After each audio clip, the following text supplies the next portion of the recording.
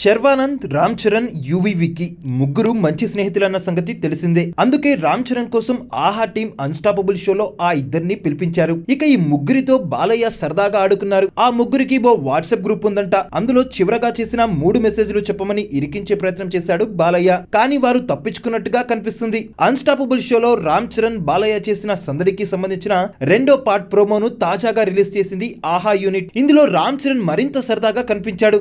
బాబాయ్ పవన్ కళ్యాణ్ ను ఇమిటేట్ కూడా చేశాడు. ఉపాసనతో పరిచయం, ప్రేమ గురించి కూడా మాట్లాడాడు. అలా పడిపోయానంతే అంటూ రామ్ చరణ్ చాలా విషయాలనే పంచుకున్నట్టుగా కనిపిస్తుంది. ఇక డార్లింగ్ ప్రభాస్ పెళ్లి గురించి కూడా లీక్ ఇచ్చినట్టే అనిపిస్తుంది. డార్లింగ్ తో బాలయ్య ఫోన్ లో మాట్లాడుతూ రామ్ చరణ్ హింట్ ఇచ్చాడు, లీక్ చేశాడని చెప్తున్నాడు.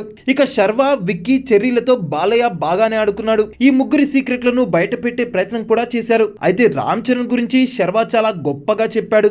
రామ్ చరణ్ సాయం చేస్తే ఆ సాయం పొందిన వాడికి కూడా రామ్ చరణ్ సాయం చేశాడని తెలియదంటూ శర్వా చెప్పుకొచ్చాడు. అంటే అంత రహస్యంగా ఎవరికీ తెలియకుండా సాయం చేస్తాడన్నమాట రామ్ చరణ్. దట్ ఈజ్ రామ్ చరణ్ అంటూ నెట్టింట్లో ఈ వీడియోని వైరల్ చేస్తున్నారు. ఇక ఈ ప్రోమోలోనే అఖిరానందన్ ఎంట్రీ గురించి రామ్ చరణ్ మాట్లాడాడు. ఎంట్రీ డేట్ కూడా ఫిక్స్ చేసినట్టుగా కనిపిస్తుంది. మరి నిజంగానే అఖీరా డెబ్యూ మీద రామ్ చరణ్ మాట్లాడా లేదంటే ప్రోమోలో అలా కట్ చేశారా అన్నది చూడాలి. మరి ఈ ఎపిసోడ్ జనవరి 17న స్ట్రీమింగ్ కాబోతుంది.